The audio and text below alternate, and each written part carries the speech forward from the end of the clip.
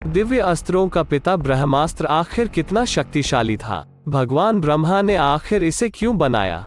और आज हम आपको बताएंगे ब्रह्मास्त्र से जुड़े 10 ऐसे रहस्य जो शायद ही कोई जानता होगा। पौराणिक काल में 5 सबसे प्रलयकारी अस्त्र थे: ब्रह्मास्त्र, नारायण अस्त्र, पशुपताय अस्त्र, वज्र और सुदर्शन चक्र। लेकिन आज हम बात करने वाले हैं अस्त्रों के पिता कहे जाने वाले ब्रह्मास्त्र के बारे में, और जानेंगे कुछ 10 ऐसी रोचक बातें ब्रह्मास्त्र के बारे में।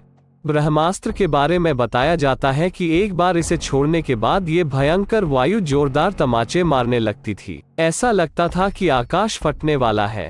कई सारे उल्कापिंड धरती पर गिरने लगते थे। जीव जंतु पूरी तरह से विलुप्त होने लगते थे। आसमान जलने लगता था। पर्वत हो, वृक्ष हो या पृथ्वी हो, पूरी तरह से हिलने लग जाती थी।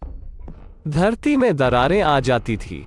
ब्रह्मास्त्र इतना खतरनाक था कि एक बार छोड़ देने के बाद ये अपने शत्रु को निपटा के ही दम लेता था। लेकिन अब सवाल ये है कि आखिर ये ब्रह्मास्त्र बनाया किसने? वेदों, पुराणों आदि में वर्णन मिलता है कि जगत पिता ब्रह्मा जी ने दैत्यों के नाश के लिए ब्रह्मास्त्र की उत्पत्ति की थी। ब्रह्मास्त्र का अर्थ होता है ब्रह्मा यानी ईश्वर का अस्त्र। दूसरा सवाल, आखिर इंसानों को कैसे मिला था ब्रह्मास्त्र? कहा जाता है कि शुरुआती अवस्था में ब्रह्मास्त्र सिर्फ और सिर्फ देवी देवताओं के पास हुआ करता था। देवताओं ने सबसे पहले गंधर्वों को इस अस्त्र का ज्ञान दिया था, और धीरे धीरे करके ये इंसानों को भी हासिल हुआ। अब तीसरा सवाल, आखिर ब्रह्मास्त्र का उपयोग कितनी बार हुआ था? दोस्तों, कहते हैं कि प्राचीन भारत में ब्रह्मास्त्र के कहीं कहीं प्रयोग किए जाने का वर्णन मिलता है। रामायण में भी मेघनाद से युद्ध हेतु लक्ष्मण जी ने जब ब्रह्मास्त्र का प्रयोग करना चाहा, तो भगवान श्री राम ने उन्हें ये कहकर रोक दिया था कि अभी इसका प्रयोग उचित नहीं, क्योंकि इससे पूरी लंका साफ हो जाएगी। राक्षसों के साथ साथ निर्दोष भी मारे जाएंगे। लेकिन कहते हैं कि राम रावण युद्ध में ब्रह्मास्त्र का प्रयोग हुआ था। इसके बाद महाभारत युद्ध में अश्वत्थामा ने भी इसका प्रयोग किया था। चौथा सवाल, आखिर किस किस के पास था ब्रह्मास्त्र? रामायण और महाभारत काल में ये अस्त्र गिने चुने योद्धाओं के पास था। रामायण काल में ये अस्त्र रावण, लक्ष्मण, भगवान श्री राम और मेघनाद के पास था। तो वहीं महाभारत काल में ये अस्त्र परशुराम जी के पास, द्रोणाचार्य के पास, साथ ही साथ युधिष्ठिर, कर्ण, भगवान श्री कृष्ण, अश्वत्थामा, अर्जुन और प्रद्युम्न के पास था। अर्जुन ने इसे द्रोण से हासिल किया था। द्रोणाचार्य को इसकी प्राप्ति ऋषि जगदम्ने से हुई थी, और कर्ण को इसकी प्राप्ति स्वयं परशुराम जी से हुई थी। अब बात करते हैं 5वें सवाल की, जो ये है कि आखिर ब्रह्मास्त्र से कितनी प्रलय उत्पन्न होती थी।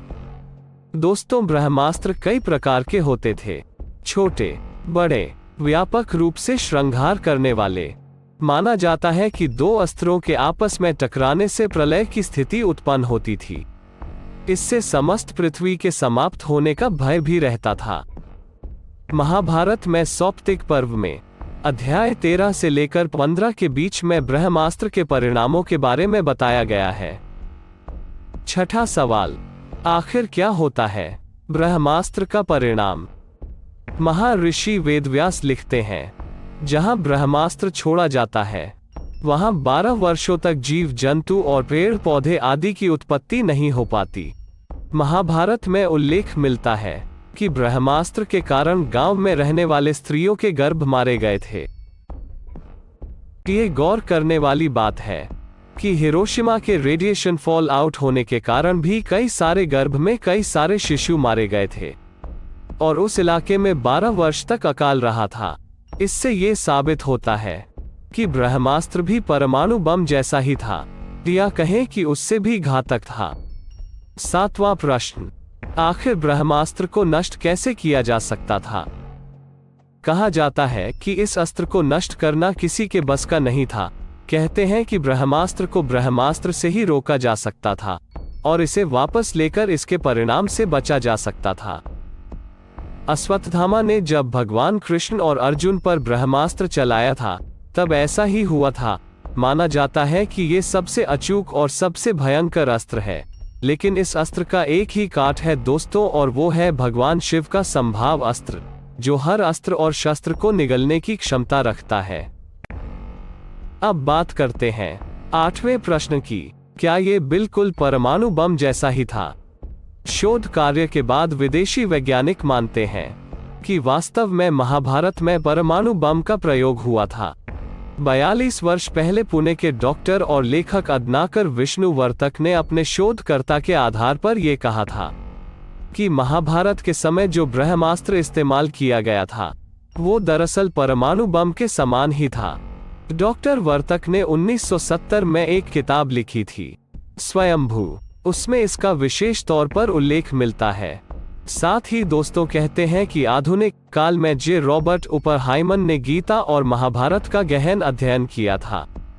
उन्होंने महाभारत में बताए गए ब्रह्मास्त्र की संहारक क्षमता पर शोध किया था और अपने मिशन को नाम दिया था ट्रिनिटी, यानी कि त्रिदेव। जे रॉबर्ट ने वैज्ञानिकों के नेतृत्व में सबसे पहले 16 जुलाई 1945 को इसका पहला परीक्षण किया था, जो कि एक परमाणु बम था।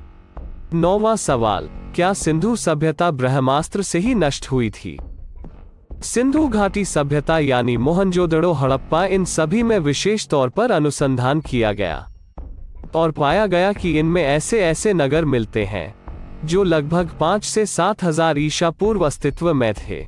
इन नगरों में मिले नरकंकालों की स्थिति से ज्ञात हुआ कि मानो इन्हें किसी आक्षम प्रहार से मारा गया हो। इसके भी सबूत मिलते हैं कि यहाँ किसी काल में भयंकर ऊष्मा उत्पन्न हुई थी। इन नरकंकालों का अध्ययन करने से पता चलता है कि यहाँ पर रेडिएशन का असर बहुत ज्यादा था। 10वां और आखिरी सवाल, क्या ब्रह्मास्त्र आज भी मौजूद है? देखा जाए तो ब्रह्मास्त्र आज भी मौजूद है, लेकिन वो सिर्फ और सिर्फ कलयुग के अंत में ही हमें देखने को मिलेगा, जब स्वयं भगवान विष्णु कल की रूप में अवतरित होंगे और ब्रह्मास्त्र का ज्ञान प्राप्त करेंगे। लेकिन अगर मॉडर्न जमाने को देखा जाए या मॉडर्न युग को देखा जाए तो कहा जा सकता है कि आज का परमाणु बम ही ब्रह्मास्त्र का एक छोटा भाग है। दोस्तों, ये थी ब्रह्मास्त्र से जुड़ी कुछ खास बातें। वीडियो को पूरा देखने के लिए आपका बहुत बहुत आभार। अब मुझे इजाजत दे, मिलते हैं ऐसी ही ज्ञान से भरी हुई एक और वीडियो के साथ।